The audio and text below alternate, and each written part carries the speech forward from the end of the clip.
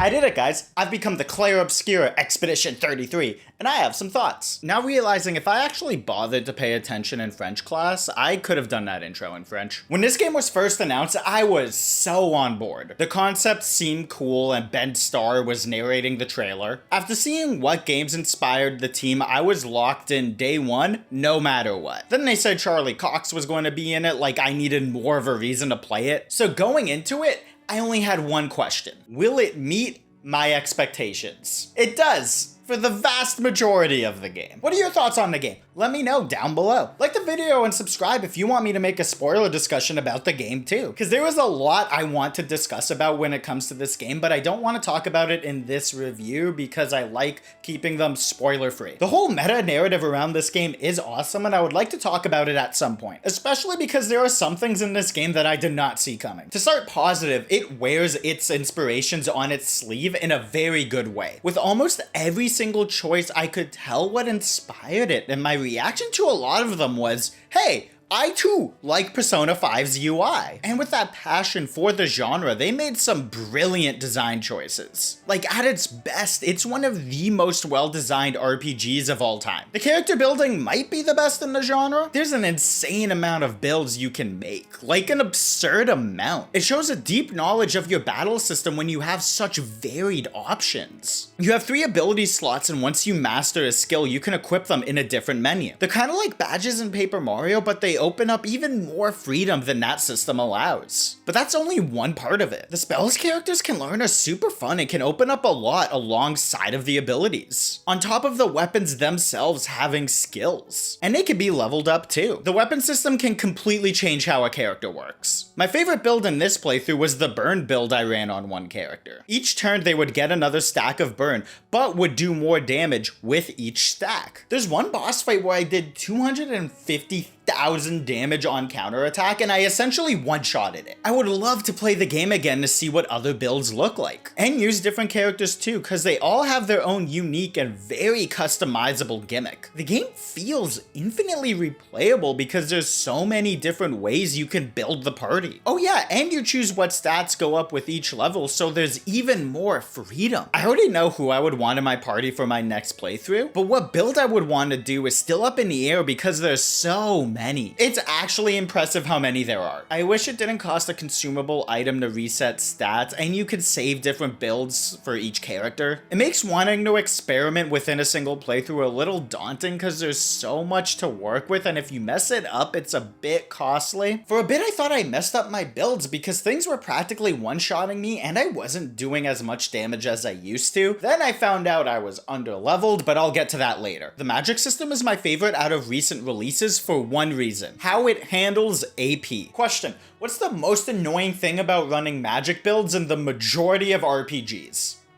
Mana. I find that in a lot of RPGs, running a heavy magic build becomes a money sink because you're just burning through your MP. You're either spending too much money because you're trying to use your cool spells, or you're barely using the mage throughout the dungeon because you're saving the MP for the boss. But in this game, all abilities are tied to AP. AP does not transfer between battles, you always start with the same amount, and if you're playing well or have a solid build, you'll have a constant flow of it. So despite running 2 heavy spell characters, I didn't feel the need to avoid using them so I could fight a boss later on. It's something I noticed right away with the game, and I loved it. The dodging system is also brilliantly designed. There's 2 types of dodges, 2 parries, and a hybrid. For the dodges, they're both on the same button. The only difference between the 2 is that one is a perfect dodge and can recover a single AP in the turn, and the other is a normal dodge. But the perfect dodge shares the same frame data as the regular parry. So if you're playing it safe, you know you have the timing down when you keep seeing the perfect pop up. It's something I wish Paper Mario the Thousand Year Door had with its super guard system, because on the surface, those defensive options are very similar. The key difference being in Paper Mario, if you do the regular dodge, you still take some damage, it just mitigates it. And here, when you do a regular dodge, you don't take any damage. The perfect dodge might actually be the best part about this game's design. It's such a smart way to let the player get comfortable before taking big risks with the parry. Because if you miss the perfect dodge, it's still a dodge.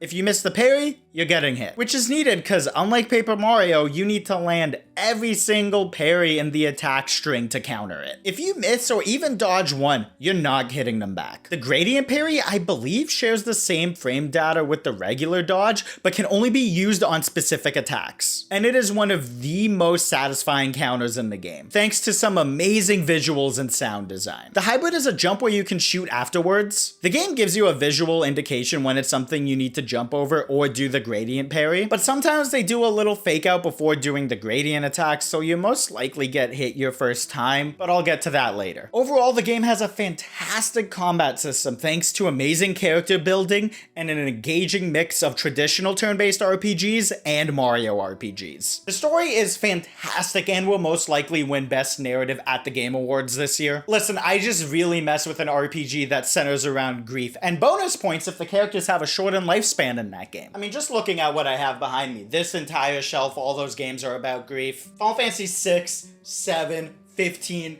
and 16 all have it as a central theme. Persona 3 has strong themes about grief. I'm now realizing the special edition might be off stream, so you can't really see it. Also, this thing of gum has been here the whole time, so I'm going to move that. Pretty sure Pokemon Sun and Moon has a little bit to say about grief too. Also in Gen 4, the main villain wants to recreate a universe without emotion so he can stop feeling his grief. I guess everything happens in Fire Emblem Three Houses because one character misses their mom. Oh shit, and that's like a main part of Engage's story too. Guys, I think every single RPG is just about being sad. I find the premise of this game endlessly fascinating. Like, imagine if the Fractured happened to us in the real world right now. Assuming it started at 100, I would gamage at 64. The idea that the age cap humans can live to goes down by 1 every year is terrifying. If someone was born the day it happened, they would be dead at 50. If that person had a kid at 20, because it's easier to do the math that way, that kid would be born when the monolith was showing 80. They would be dead at 40. If that kid also had a kid at 20 when the monolith was showing 60, they would be dead at 30. To go down one more generation, once again, using 20 as the age, when that person who is dying at 30 had a kid when the number was showing 40, they would be dead at 20. The dread in this story is so easily put into perspective because it all relates to age, something we all understand. And I find that something a lot of high concept stories kind of fail at. I don't know what it's like for a renowned soldier to go crazy and try to summon a meteor to destroy the earth. But here, knowing that I would only make it to 64 if this happened tomorrow is wild. And only a few generations down, someone will make it to my current age. The weight of this is felt throughout the whole game too. You can see the monolith in 33 throughout the whole game, always reminding you that most of the party only has 1 more year to live. Even the fear of looking off into the horizon and being confronted with how long you have left to live is wild. I love it so much, and the story goes places with the characters' emotions. The core of this story is dealing with grief, and they constructed the perfect scenario for it. Sometimes the dialogue can be a bit too MCU quippy for my liking, but overall the writing is still fantastic. I would love to talk about it more, but the story really goes places, and I do not want to spoil it here. Like I said earlier, let me know if you want a spoiler discussion down below. The soundtrack is amazing too. It's one I haven't really heard in a game before, not because it's very French, but because it goes so hard into symphonic metal. Like the final boss theme sounds like bands I've listened to, and I loved it. Everyone keeps talking about how it's insane that they found a composer on SoundCloud, which is funny as hell. But if you allowed me to get on my anti-AI high horse for a second, there are a lot of amazing artists just starting out their career right now that are having trouble getting noticed because there is a flood of AI content right now. And I'm talking about in all disciplines, not just composing. There are 2 reasons why AI is making it harder for people as talented as this game's composer to get discovered. 1, some people are just going to use AI instead of reaching out to someone else who's at the beginning of their creative career, causing that money and exposure that would have gone to that composer to go to some rich-ass tech company. 2, even if someone wants to work with a human, the correct thing to do if they want to further creative expression, they're going to have to filter through a sea of AI garbage to find something a human made. That goes both ways too. I've seen way more jobs for AI content writers than I have for literally any other writing job right now. TLDR, AI could have never made this game. All it's doing is stagnating creative expression, starving creative industries, funneling money into a couple companies at the cost of the planet. Fuck AI. If you haven't beat the game, I'm now just realizing you may not understand why a rant about AI art is relevant, eh? While I'm still a little bit heated about AI, let's talk about the complaints now. Usually I try not to be overly negative in my reviews, mostly because I believe there's too much negative art criticism online, which is only done to make rage bait to drive more clicks for the most part. No one's gotten a million views off of "this movie saved my childhood," but everybody's gotten a million views off of "The Last Jedi ruined my childhood." So as fun as the combat is, like, really fun. Like, there were times where I was physically moving like a pianist as I'm keeping rhythm with the attacks. No game has ever accomplished that for me, and I feel like it should be applauded that it made me feel its combat like that. But sometimes, like a bit too many times, the visual timing isn't consistent. At first I thought it was because I was playing on my TV instead of my monitor. Thanks to Theater Rhythm Final Bar Line, the best rhythm game, I do know there's a single frame difference between my monitor and TV. But I saw people talking online about how the visual cues were inconsistent across enemies, and after a few days on my monitor, I started to notice it. Like, I thought it was me being inconsistent because there were times where I wasn't dodging anything, and other times when I was unstoppable, which was happening while I was recording footage for this review, thankfully. There was some times where it felt like the enemy's weapon was inside of me, but that was the dodge timing instead of right before it made contact. I swear there were a few times where everyone but one person in the party would dodge an AoE attack, and I swear it was happening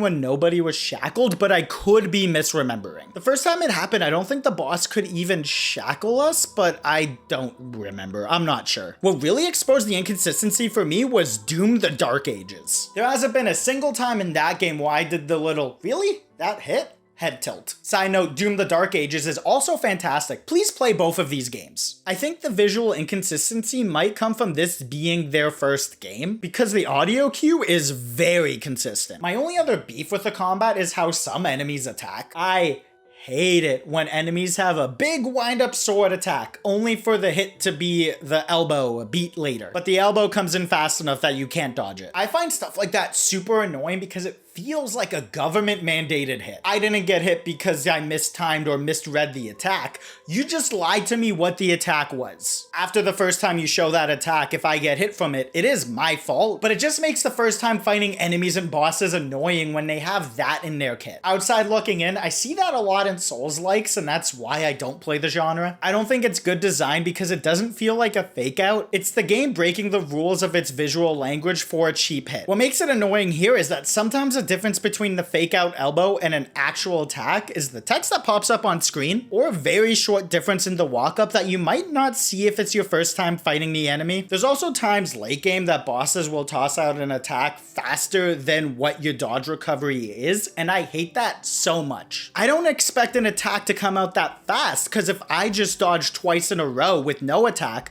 I would still be in ending lag from the first dodge when the second one would have taken place. It's kind of like how Nathan Drake has the jump height of a regular human until you click X in the context sensitive area, and then he magically has the jump height of Spider-Man. Design the enemies around the dodge of the characters, don't change the rules for certain attacks. Again, the audio design is very consistent, it's just the visual design I have beef with. The level scaling is low-key, pretty bad too, made worse by the fact that the game doesn't tell you the levels of enemies. I mostly focused main story for the majority of the game. It wasn't until over halfway into the second act when I started doing side stuff. When I got to the second last boss, I was outputting very little compared to what I was doing before, and I could not survive any hits. At first, I thought I messed up my builds, or it was a skill issue. But according to Reddit, I should have been around level 70 to 80 when starting the final dungeon. I was level 50 at the end of it. That is a big issue. I'm going to be honest, I almost dropped it when I saw how much I had to grind. I was pretty close to looking up the ending on YouTube. That's an issue because, again, the game only tells you when something is a danger area. It doesn't tell you the levels of anything, so you don't really know what you should be at. Like, I stopped having fun because I couldn't take any hits, and enemies kept throwing elbows that looked like punches. And that prevented me from being able to actually learn the patterns because I couldn't take any hits. So the time between fights just ended up becoming so long. But once I found out I was underleveled and started grinding, which luckily didn't take too long, as I came closer to the level the game wanted me to be at, I started having a blast again. I think I got underleveled because I wasn't really exploring the overworld at all. The only time I would go off of the main path was when I was in story dungeons. If you couldn't tell, I didn't really care care for the overworld that much. I found it empty because so much of it just looked like set dressing and kind of boring to travel across, and backtracking through it is way too slow until the end of the game. When I first got to it, I thought, man, this is what Final Fantasy VII Rebirth could have looked like in a different universe. But halfway through the game, I was happy Rebirth went with a segmented open world, especially because I'm pretty sure you can just do main story in that game and be leveled. Granted, I didn't grow up with the PS1 Final Fantasy, so maybe if I did, I would like this open world more. Honestly, I wish the open world was set up more like Final Fantasy X or Paper Mario. I think that's my main takeaway. This game needs more Paper Mario in it. My final complaint is with the graphics, but hear me out though. This game does look very good. The environments are pretty and the character models look great, but it does suffer from something I see a lot of AA games suffer from. Sometimes characters just look dead in the eyes, not because they're depressed, which is a valid reason in this game. It's because the budget isn't quite there for the art style that they're going for. I see it a lot with Remedy and the Like a Dragon games, but there's a handful of times where people just look a little weird. CL gets it the worst. Everyone else gets it equally though. I think what annoys me about the art style is that there's a way better choice like right in front of them. Why doesn't this game look like a painting? I was thinking about that throughout my entire playtime. With how amazing the attack animations are, the particle effects, and the world itself. If they just went more stylized with it, it would have been perfect. But here's the sad thing about going for a more out there art style. It's going to hurt the sales. When this game is able to look as good as a AAA game at times, it's going to get a wider audience. I've seen so many people talk about how they never heard about this game before it launched, and I don't think it would have ended up on their radar if it looked like a painting. There's no way as many people would have bought this weird-ass turn-based RPG with a high-concept story if it had a painting art style. Hell, the game looks its best when it's in black and white and has a different aspect ratio. I kinda wish the whole game looked like this. Without fail, when it was in black and white, I was thinking about how fantastic it looked. When they want to convey a vibe, they're able to do it perfectly. Just look at any cutscene when you hear a cane. Like, canes will terrify anyone who's played this game now because of the sound design. But in some of the more basic cutscenes, I can see the budget stretching. I felt like it was important to go into my complaints with this game so heavily because in so many places, it's incredibly well designed, causing the aspects that I don't think work as well stick out more. I truly love this game,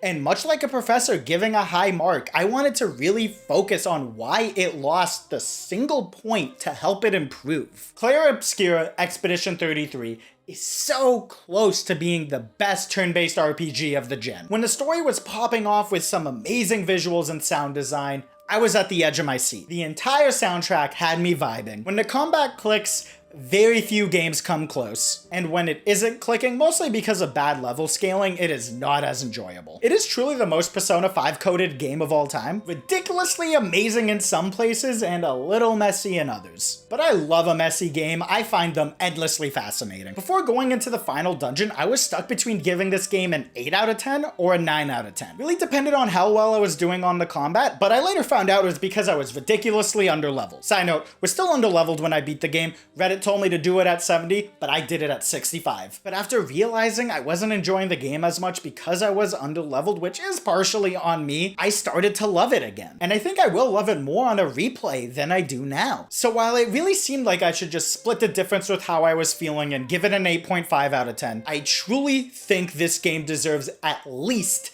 a 9 out of 10. And I can see that going up with future playthroughs. It is fantastic, and as this team gets more experience and money, I can see them making a 10 out of 10 in the future. We need more AA hits like this if the industry is going to survive. Do you agree? Think I'm an idiot? Comment down below. Like the video if you think all of my complaints really just boil down to a skill issue, and subscribe for more content. Follow me on other platforms if you want.